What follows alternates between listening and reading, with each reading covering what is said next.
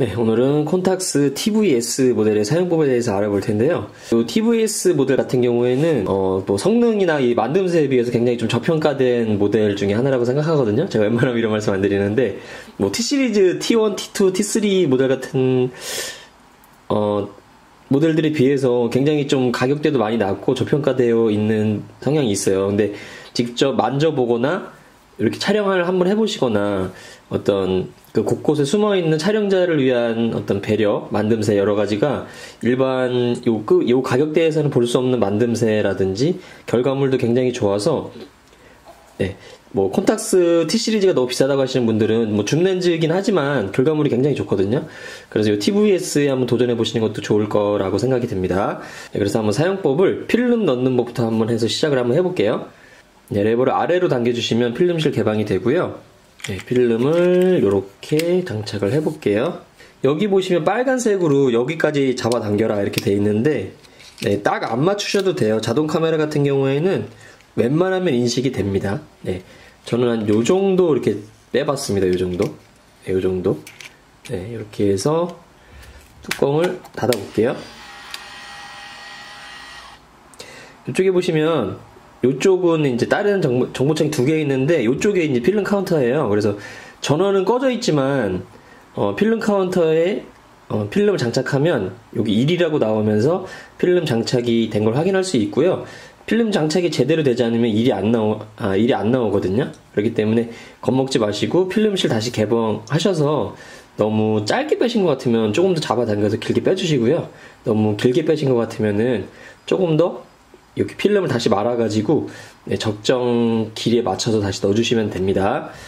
이렇게 장착을 했고, 전원을 켜는 방법은 보통은 이렇게 스위치를 뭐 누르거나 그런 방식인데, 이 TVS 같은 경우에 제가 굉장히 좋아하는 이유가 아날로그적인 감성들이 많이 섞여 있어요. 그래서 렌즈가 완전히 이렇게 들어가 있는 상태에서 전원이 꺼진 거고요. 네, 이렇게 살짝 잡아당겨 주시면, 이 상태에서 살짝 잡아당겨 주시면 네, 전원이 켜진 거라 볼 수 있습니다. 그리고 뷰파인더에서 확인할 수 있는데, 전원이 꺼진 상태에서 뷰파인더를 보면 뷰파인더가 다 가려져 있어요. 오프라고 표시가 되면서. 그리고 전원을 켜면은 그제서야 뷰파인더가 오픈이 됩니다. 요런 거 하나, 뭐 별거 아닌 기능일 수도 있는데, 요런 거 하나하나에서 굉장히 사용자를 위한 배려가 좀 많이 좋다라는 게 많이 느껴져요. 그리고 만져보시면 굉장히 묵직하고, 네, 그 느낌이 굉장히 좋거든요.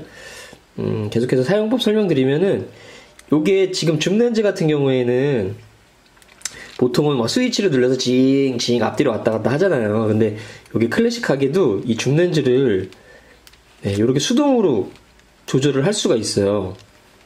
네, 이게 저는 굉장히 직관적이면서도 굉장히 좋아하는 부분이거든요. 이렇게 해서 더 잡아당기면 전원을 꺼질 수도 있고요. 네, 그렇게 해서 줌렌즈 조작은 이렇게 해주시면 되고, 뷰파인더에 그대로 반영이 됩니다.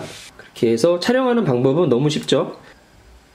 네, 반셔터를 이렇게 살짝 눌러보시면은 그 초점이 맞으면 안에 동그란 점에 불이 들어오거든요. 그 상태에서 후레쉬를 눌러주시면 되고, 옆에 번개 표시가 깜빡깜빡 거려요. 그거는 후레쉬 충전이 안 됐다라는 거거든요. 그래서 조금 기다리시면은 네, 후레쉬 번개불도 깜빡임이 없어지면서 네, 촬영 준비가 되니까 그때 이제 셔터를 눌러서 촬영을 해주시면 돼요. 근데 이렇게 가까이 있는 사물을 초점을 잡으려고 반셔터를 눌러보면 뷰파인더가 위에랑 옆에가 이렇게 줄 같은 걸로 가려질 때가 있어요.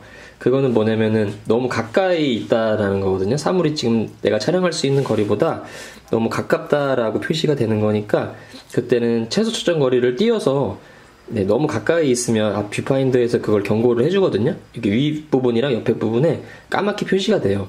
네, 그렇기 때문에 그 표시가 나오면 최소 초점 거리를 좀 띄워서 촬영을 해주시면 됩니다. 그래서 이게 기본적인 촬영법이에요. 자동 모드. 네. 왜 자동 모드라고 말씀을 드렸냐면은 이 조리개도 수동으로 맞춰줄 수가 있는데, 네, 요거를 돌리면 요 안쪽에 요거를 조리개를 돌리면 셔터 속도를 알아서 조정을 해주거든요. 그래서 요 조리개를 수동으로 설정을 할 수도 있는데, 요 P라고 돼 있는 거 있잖아요. 요거를 끝까지 돌려서 전에 맞춰주시면 요게 이제 프로그램 모드, 자동 모드예요. 그리고 초점도 신기하게도 자동 카메라인데 초점을 수동으로 맞춰줄 수가 있어요. 굉장히 신기하죠? 네, 그래서 요 AF라고 되어 있으면 자동 모드고요. 네, 요거는 이제 수동 모드인데 뷰파인더를 수동 모드로 놓고 수동 초점 모드로 놓고 뷰파인더를 보면 안에서 인디케이터로 방향을 알려줘요. 어느 쪽으로 돌리라고. 근데 제가 막상 해보니까 네, 이게 좀 쉽지는 않더라고요. 수동으로 맞추는 게. 예, 그래서 웬만하면 AF로 맞추시길 권해드리고, 네.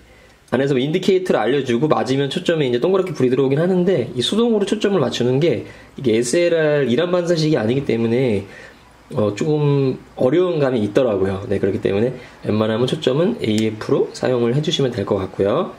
그리고 이쪽에는 후레쉬 조절 버튼, 네, 요 쌍으로 나오는 거는 정목 현상. 그러니까 그 밤에 사람을 그 후레쉬 촬영을 하게 되면은 그 후레쉬 불빛이 눈의 안에 반사가 되면서 눈이 빨갛게 나오는 현상을 정목 현상이라고 하거든요.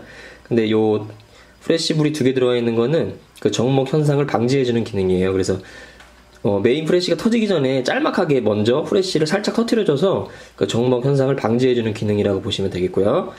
그리고 후레쉬 오프 기능.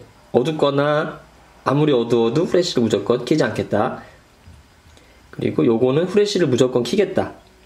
네, 요거는 알아서 후레쉬를 어두우면 켜주고 밝으면 꺼주는 오토 모드라고 보시면 되겠죠.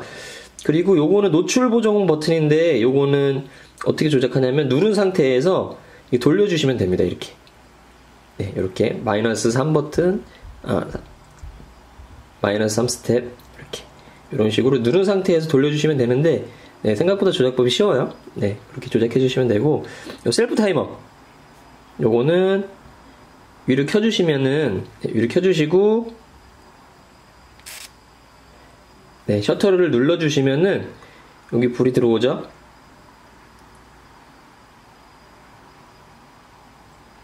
네, 그래서 촬영이 임박하면 불이 빨리빨리 깜빡깜빡 거리면서 네, 촬영이 됩니다. 그리고 이쪽에 보시면은 요게 있어요. 여기 뭐냐면 P라고 이렇게 가면 P로 다 되잖아요.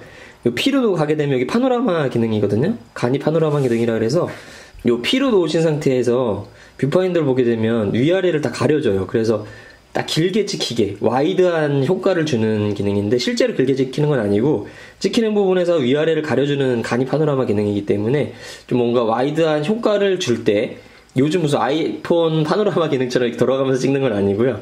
네, 똑같은 사진인데 위아래를 가려서 좀 와이드한 효과를 주는 기능이라고 보시면 되겠어요.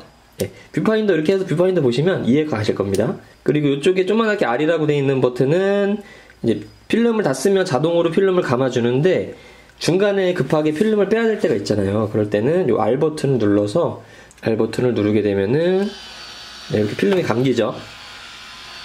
카운터가 네, 역방향으로 감기면서 네, 그래서 다 감기면 자동으로 이렇게 멈춥니다. 그러면 네, 필름실을 열어서 요거는 현상소에 맡겨주시면 되겠죠.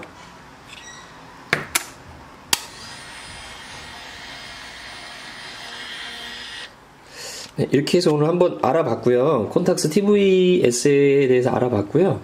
굉장히 수동으로 조절할 수 있는 기능이라든지 이 줌렌즈를 수동으로 또 조작을 할 수도 있고 조리개를 수동으로 또 만들 수가 있죠. 그리고 수동 초점도 가능한 거, 그리고 이 뛰어난 만듦새 등등 해서 좀 고급 컴팩트 카메라에 도전해 보시고 싶으신 분들 계시면은 그나마 가격이 좀 많이 저렴한 편이에요. 다른 기타 모델들에 비해서 이 정도 마감 퀄리티라든지 만듦새에서는 굉장히 저렴한 편이기 때문에 네, 좀 고급 똑딱이 쓰고 싶으신 분들께서는 한번 입문용으로 괜찮은 모델입니다. 한번 도전해 보세요.